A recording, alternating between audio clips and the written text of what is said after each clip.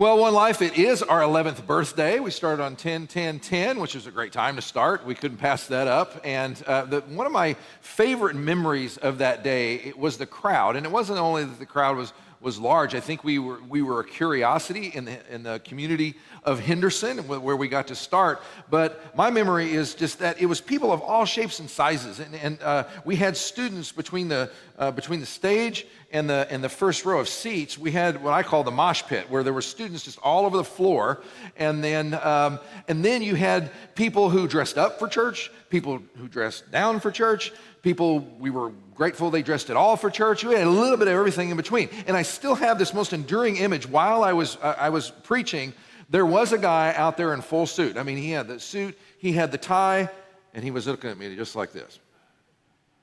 I don't think he was a fan. I kind of got the feel he may not have come back, but he was out there and everything else was going on. And so it was a great time. And back then, we didn't know if we were going to make it 11 days, much less 11 years. So I'm so thankful. And I'm so thankful for all of you who have served, who have given, who have done all the things that make this place possible. Thank you so much. And as we're standing on the kind of on the edge of going in the future, I have to admit, I love honoring the past. I got a lot of great memories from that, but I am more ready to go on and do new things and just experience new stuff, arguably than I've ever been. It's just a great season for that because the world is a very different place than it was 11 years ago. The world's a different place than it was a couple of years ago.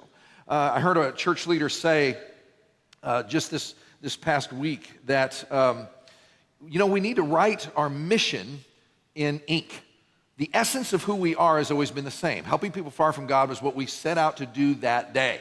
And so you write your mission in ink, but you write your strategy in pencil. How you go about things, you write it in pencil. And so as we go forward and we're still committed to helping people far from God, we want to be open to innovating and doing new things and trying new things. That's why I'm looking forward to the future. Let's have discussions about how we can impact. Last week was an example. We're doing this thing called One Life Explorer Edition. We're coming to Henderson with that, and West next week. We did it East last week, and it's really just setting up a service that's completely dedicated to those who are far from God, those who reject these things, don't believe these things, are skeptical about these things. We set up the entire service to address them. And I'm hoping that you'll take advantage of, invite people to those. We're gonna do them for 6 months, and then we'll evaluate them at the end of all that. Now, I love the creative stuff. I love music. I love the lights. I love the videos. I love all those things. And I want more of that going forward, I will admit. But here's what I know. Those things aren't nearly as important, especially in impacting other people, as one single thing that I think most people are looking for when it comes to people who claim to follow Jesus, claim to be in the God thing. And that is a combination of authenticity and integrity. You could have the greatest music, you could have the greatest preaching, you could have the greatest light show, you could have the greatest films, you could have the greatest everything. But if you don't have what we name around here authenticity, if you're not the real thing and you have a streak of hypocrisy going, it doesn't really matter. That is the key thing. And going forward, people are desperately looking for the real. They want to know that your words line up with your life and vice versa. Most of all, Jesus, we put it this way. We live with authenticity. It's one of our 12 values. Because no one likes a phony, least of all Jesus. We live with authenticity because no one likes a phony, least of all Jesus. And I like saying it that way. It's kind of a smart, elegant way to say it. But I think as we go through the passage today in Luke, we're gonna see that Jesus really does hate phoniness. He hates hypocrisy. And we need to look at how that rolls out. So this story kind of explains it, and we're gonna look at part of it, and we'll look at, in the weeks to come, we'll look at some others. Look at what it says, this is Luke chapter 11, beginning at verse 37. Now, when he had spoken, a Pharisee asked him to have lunch with him, and he went in and reclined at the table. When the Pharisee saw this, he was surprised that Jesus had not first ceremonially washed before the meal. But the Lord said to him, "Now, you Pharisees clean the outside of the cup and of the dish, but your inside is full of greed and wickedness. You foolish ones, did he who made the outside not make the inside also? But give that which is within as a charitable gift, and then all things will be clean for you. But woe to you, Pharisees, for you pay tithes of mint and rue and every kind of garden herb, and yet you ignore justice and the love of God. But these are the things you should have done without neglecting the others. Woe to you, Pharisees, for you love the seat of honor in the synagogues and personal greetings in the marketplaces. Woe to you, for you are like unseen tombs. The people who walk over them are unaware of it. How'd you like to be at that lunch?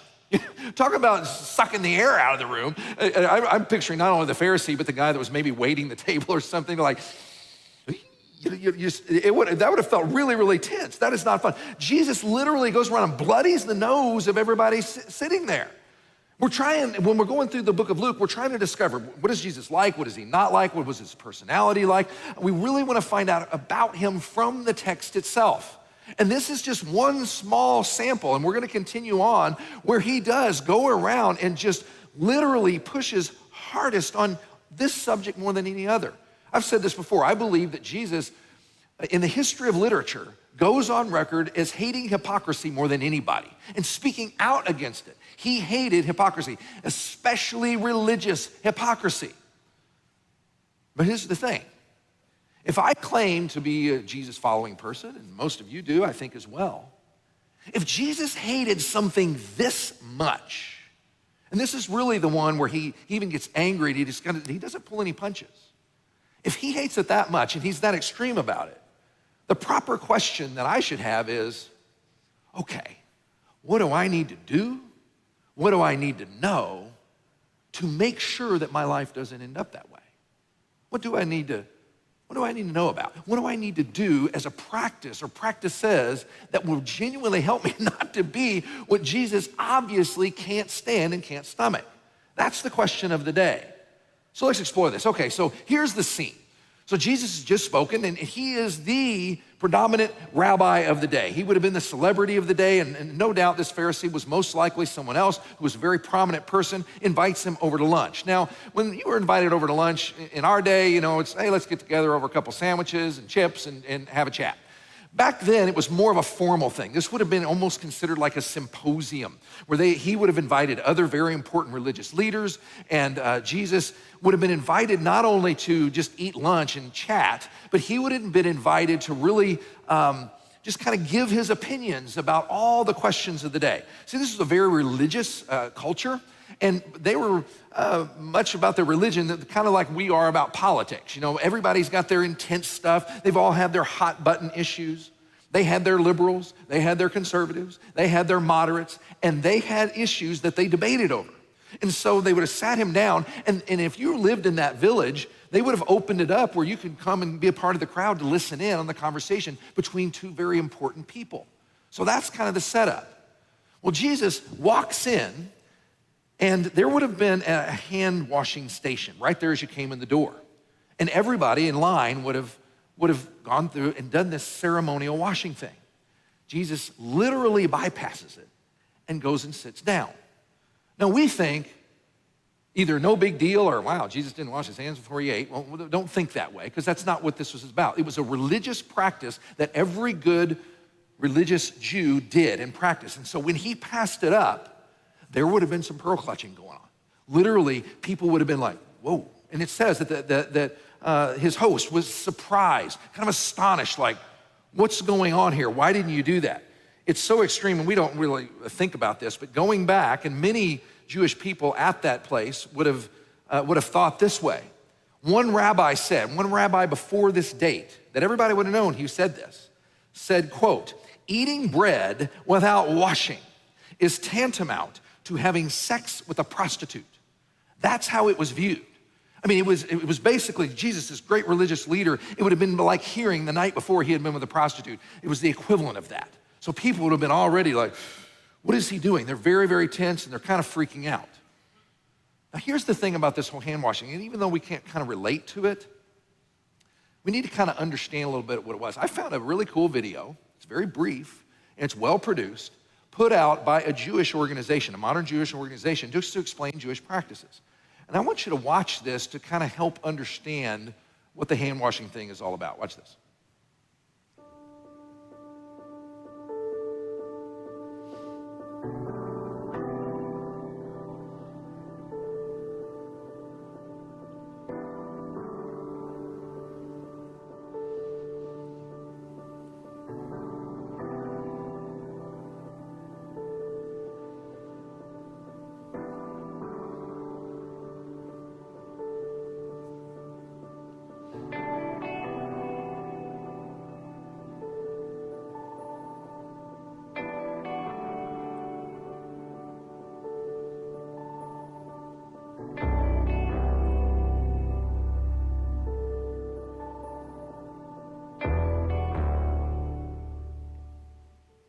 Okay, so I watch that, and I don't know about you, but when I see that, I'm kind of like, well, why did Jesus do that? That seems like a nice thing.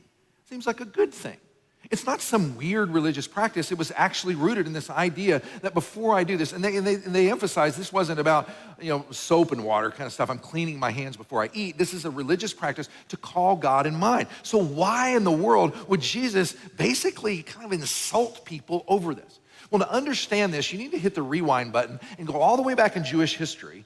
And what I can tell you is that if you were to look up hand washing in the Bible, you would find a few references, but you would never find a command from God to do what we just saw. You're not told before meals, you're supposed to wash your hands. The Jewish people were never told that. Now, that doesn't mean that washings aren't there. It just means that the people weren't called on to do that. God never told them to do that. But what he did do was he told the priest to do that. So Jewish religious practice back in the days of the law was that they had the temple, and this is where they did animal sacrifices. And they had a priest class who would help the people connect with God through a number of different practices. And the priest, they would do washings. They would do ceremonial washings. Well, they have the temple and they have all that, but eventually the people have broken the law so much that God allows the Babylonian kingdom to come in and invade Israel.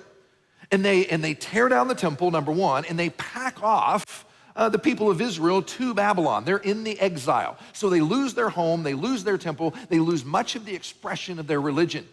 And so they're there for an entire generation. And what happened there was that their leaders, the rabbis, started going, okay, what got us into this mess is we disobeyed the law, and we're not gonna do that anymore. We want our homeland back. We want to do what God has said to do. So rabbis started looking at the Bible very intently, and they basically said, we're not gonna disobey the law again. We're gonna incorporate this thing into every area of life, so basically as few as possible people could mess this thing up. So they began looking at the Bible, and they would see things like, okay, the priests were called to wash. Okay, well, we don't have a temple anymore. The priestly class is not able to do that anymore, but it's gotta mean something. It's gotta mean something more. I tell you what we'll do. Everybody should wash. And what we'll do is we'll do it before every meal. And we'll say this blessing over it, and we'll do what the priest had been doing. Now, when you say that, and then what happens is people started doing it. There would have been an original time. I've got this idea. Here's how we can express the law. Like all of these kinds of things, it would have started as an innocent, really rightly motivated deal just to do something for God. We're gonna do these washings. But what happens over time as it's passed from generation to generation to generation, there comes this tipping point where something starts as kind of symbolic, and it's a way to express something in the Bible or a command of God that's really not. It becomes in everybody's mind a command of God that you feel really, really guilty if you don't do. You feel really, really good about yourself if you do it. And before long, you've got a culture that says, if you don't wash your hands, it's the equivalent of sleeping with a prostitute. And that's what was true by the time it got to Jesus' day. Now, all of these rules and these laws, and that thing that you saw in the video, that would have been the mentality of the people that were sitting around that table. Because these things were passed down. And what you'll see is that Jesus, in other places, he speaks out against what he calls the tradition of the elders. The tradition of the elders were all these little codified things that were passed on orally at first, and then a couple of centuries after Jesus was on the earth, it was codified in what's called the Talmud. The Talmud is a large collection. If you saw it in a book form, it would look like an encyclopedia set. And what it is things like that. How to wash hands, you do it 3 times, you do it wrist down, you start with your dominant hand, all of those things. It's very, very particular. But that was going on in Jesus' day, and that's exactly what's happening here. But still, it seems like a nice and innocent thing. What's the big deal? Because Jesus actually, he says some harsh things about this stuff. And he used it. Why did he do that? And what should we do about it? Well, he gives the first thing that I want us to understand and know. If we don't want to live lives of hypocrisy, if we want to live lives of authenticity, I want you to remember something. What Jesus points out is that all religious practices have an inherent weakness or an inherent danger. All religious practices have an inherent danger. All of them, including hand washing and everything. This is illustrated by this. So he uses the principle to show this, the principle of the dish or the cup. So Jesus kind of talks about this. Now, my wife and I love to travel. I love to travel. I love to see new places. Probably my favorite thing to do is hit the road and go and see new things and travel around. And our going souvenir that you go anywhere has been for years. We just decided we'd always buy a coffee mug. They're relatively portable, they're relatively cheap, and they can fit in your suitcase, no problem. So we've got coffee mugs from all the places we've been. Now, we particularly look for Starbucks. If they happen to have a Starbucks, we'll buy a Starbucks mug from wherever we've been. And I know some of you coffee snobs are like, oh, you like Starbucks, okay. Yes, I do. And both my wife and my son are employed there. So yes, this is an advertisement for Starbucks. Please go there and keep them employed. It's a good thing. So this is a coffee mug I want you to see. This is from London, okay? London, England. I was in London, England, in the airport, but it counted because there was a Starbucks in there, and that's all I saw of London was the airport. I was in the airport, got the London mug. It's kind of cool. It's got a big bin on there, and it's got the London Bridge and all that here, and it says London. Now, you're probably looking at that and going, that's a clean cup. It's kind of interesting. It's a nice-looking thing. But here's what also happens to you. When you look at that, you think, man, a good cup of coffee sounds really, really good right now. Even a cup of Starbucks coffee. You're thinking espresso or latte, and you're imagining on the inside of that cup, that would be nice to have. Now, that's not coffee grounds. That's dirt, which this illustration doesn't work for some of you people because that's how you like your coffee, all right? But for many of us, though, what was on the inside was not what you expected, not what's often associated with it. Here's the inherent danger, according to Jesus, of every religious practice. And if you and I want to live lives of authenticity, we need to understand this. It's critical to understand this thing. Because the principle of the dish and the cup comes down to 2 basic ideas. They are make-believe. Religious practices can add up to make-believe and merits. Make-believe and merits. Here's what I mean by that. The principle of the cup and the dish is this. In the end, anybody can wash their hands. Anybody can step up to a ceremonial washing, do a little thing 3 times on this side, 3 times on that side. But at the same time, be completely and totally removed from what they stand for. You can have the outside. You can achieve the outside. It's not really that big of a deal.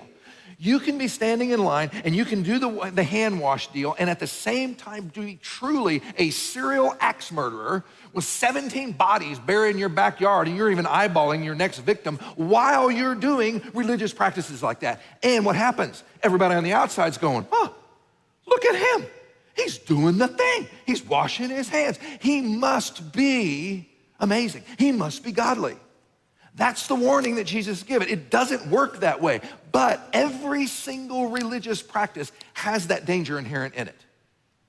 And those are the traditions that were not originally in the Bible. God didn't command people to wash hands. It's another reason, God's saying Jesus is saying you're adding on. But he goes on, you notice he talked about tithing. I did a message a couple years ago and then one a couple years before that.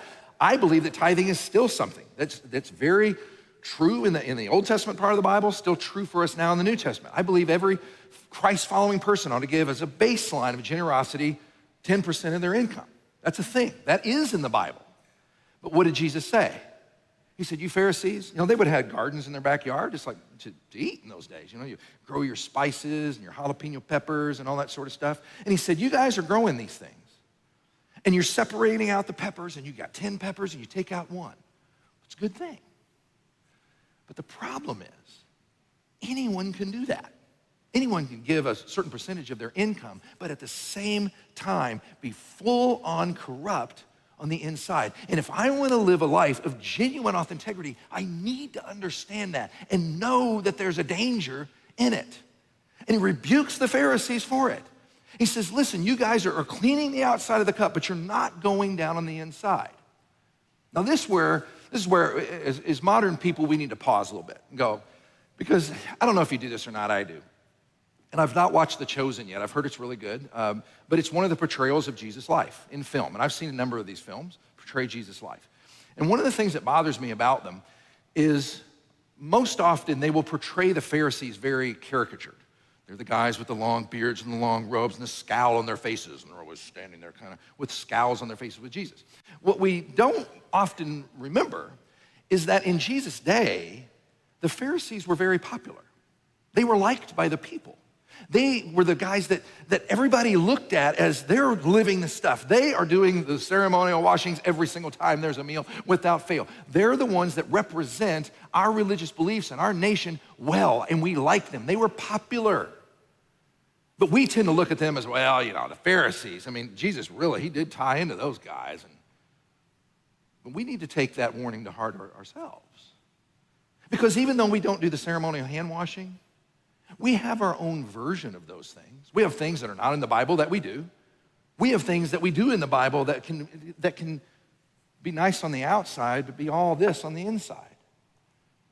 I think about, okay, this is a tradition that we have, tradition that I like. I mean, worship has got to be about 20 minutes before the message. It's got to start with kind of an upbeat song, kind of one that I can learn a new one in the middle, but I'm not going to learn a new one at the end. I want to make sure that I hope they play songs, and they need to play songs that I've heard on K-Love that I'm very familiar with and comfortable with and make me feel good. I've got that. That's happening. Okay, yeah. Or whenever we pray, we all need to circle up, grab hands. That's a thing. Did you know that's not in the Bible? It didn't tell you have to do that, but we do it. We're getting ready for Christmas. We were just talking about this. Christmas services are coming out. We're planning them. Christmas is loaded with these things. I mean, imagine having a Christmas service without singing Silent Night. That's like a blasphemy. Can you imagine? People would complain. And I've learned the hard way, if you don't have a manger scene, you didn't have a manger scene in the church. You didn't have a manger scene, we didn't sing Silent Night. Can you imagine doing that at a Christmas service? Christmas service, we light candles. Oh, Silent Night. That's the real God thing. It's not, none of that stuff's in the Bible. What's interesting is celebrating Christmas is not in the Bible. You're not actually told you should celebrate Christmas. Now, I'm sure you're kind of pearl clutching now. Like, what are you saying, preacher? We're not going to celebrate Christmas this year? Where are you going with this? That's my point. No, we are going to celebrate Christmas. I like celebrating Christmas. I like Silent Night. I like lighting candles. I like doing all those things. But we need to understand I could do all of that and still be an axe murderer. I can still have hypocrisy in my heart. I've got my candle and I'm singing my Silent Night. And I'm full of lust or pride or jealousy, or I treat people like garbage. That's the point. And we need to be aware of that and have in our mindset, Lord, I know that weakness is there. So help me not to mistake outside symbolism for genuine inside purity. So what do? We need to be aware of it. For one thing, if I want to live a life of integrity, I need to be aware that that's a principle. Every single religious practice has an inherent danger. Nothing wrong with these things we do in the singing and all the rest, but it carries with an inherent danger. So how do I respond? I think there's a couple ways. First I pass along to you is this. Okay, I need to remember that I needed to be died for. That's where it all starts. It all comes back to the gospel. When you start looking at, anybody can wash their hands. But getting before God and really wanting him to wash your heart and start checking about your motives and what's really going on with how you think about things and how you're looking at other people and what's really going on in there. Author C.S. Lewis once said that no one understands just how bad they are until they try really hard to be good. When you start getting into heart stuff and motive stuff, you'll start seeing things in there like, man, I'm trying to be loving towards people, but some of these people are driving me crazy. Or I'm motivated by wanting to be seen. That's what those people had been. These guys were motivated by being seen by men because their whole structure was based upon that. But ours can be too. The simple act of walking in church. Well, does everybody know? I mean, being a preacher for like 25 years, I can't tell you how many times people have come up to me and say, hey, Brett, good to see you. And they start launching into, I know I haven't been to church in a while, it's been kind of a busy time, but I plan on going back. They just go into this list. Because remember we said, first of all, make-believe is the first challenge, but merits is the other. And I know we don't say this out loud, but many of us still think that God is a God who's standing in front of a giant scoreboard. And there's wins on one side, and there's losses on the other. And he sees you light the candle and sing Silent Night and goes, hey, that's a W in the column over here, nice going. Or he sees that you didn't show up for church and sing Silent Night and have the candle and loss on in your column, buddy, loser. You both of those. And we have to remember we needed to be died for, and we were. So we lean into that. Lord, you know the kind of motives that are kind of churning inside of me. So that's the first thing. We rest on who Jesus is and what he did on the cross as our true hope for real righteousness. Jesus, you got to live your life out through me because I can't do this on my own. But then Jesus also gives practical insight into how to deal with hypocrisy and actually have disciplines and ways of living that can help you not play the hypocrite and help me. I'll say it this way. Develop a good secret life.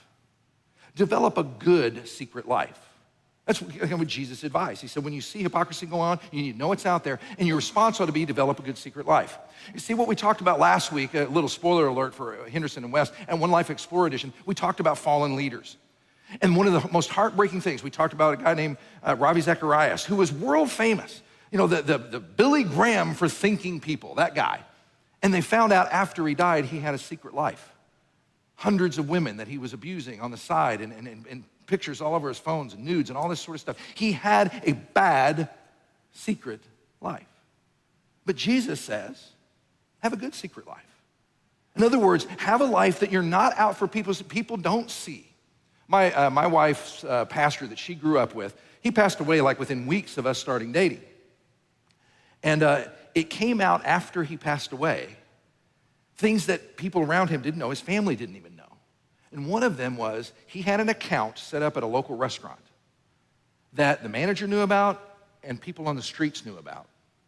Because he would tell them, anytime you're hungry, you go in there and you can get yourself a meal and you put it on my account. It's a secret thing. Jesus says when you give to the poor, don't let your right hand know what your left hand is doing. Why does he say stuff like that? Does that mean it's bad to be seen giving? No. It just means that we need to have a secret life because every single religious practice, something as pure and as good as giving to the poor, can be one of these things that can make us look like this on the outside and that on the inside. So have a secret life where you're giving to the poor without anybody knowing. Where you're praying. He says, when you pray, go to your room. Why are you doing that? It's just keeping it from being this thing where I'm trying to be seen by people. Finally, and if you've been with us 11 years, you've probably heard me say this about 1,100 times, okay? There was a study that was done that asked what practices that we do as Christians, whether it's church attendance or any of the number of things that we do, actually add up to loving God more and loving people more. Because Jesus said that ought to be your points of emphasis. The love of God and justice.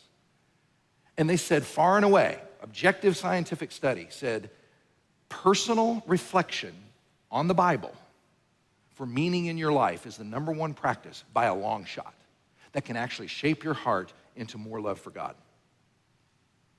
And I've always wondered why that is. I think one of the reasons is because it gets you before, first of all, just on your own. No one's seeing it. You're just doing it on your own. And you're seeing great things like justice. You're seeing what the Bible emphasizes for yourself. You're not relying on the preacher to do it. It's emphasizing stuff that and you're seeing the stuff that's not there. That whole Silent Night thing is not really there. That's okay, but I know those things and I parse it out. And I hear love of God. I hear the big things like love of God and justice repeatedly on my own without anybody else's eyes seeing. And that gets me to the heart of what Jesus wants me to be. Because no one hated hypocrisy more than he did. But he died for us so we wouldn't be hypocrites. And then we can introduce practices into our lives that give us a good secret life. Let's pray together. I want to give you a simple prayer to pray today. Challenge you to do this.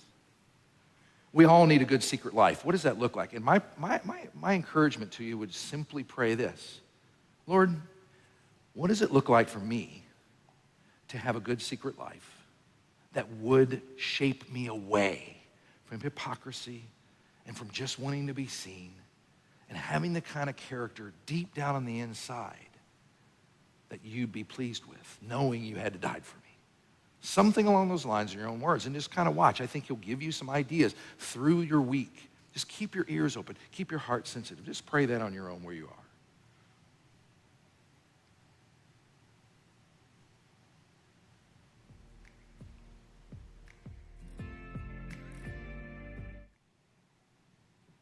Father in heaven, I come before you. And I thank you as Jesus comes to the earth and he points out phoniness and fakiness and hypocrisies and all the rest. You know how susceptible we are to these things. You know how deceived we can be. And I pray in Jesus' name that you will give us the grace to know what we can do in our lives, just those practices, but also lean us into the gospel. Help us to understand that you have made us righteous, not because of our own merits, but because of what you have done on the cross. And Lord Jesus, I ask that you will please empower us to be the people you've called us to be. In Jesus' name, amen.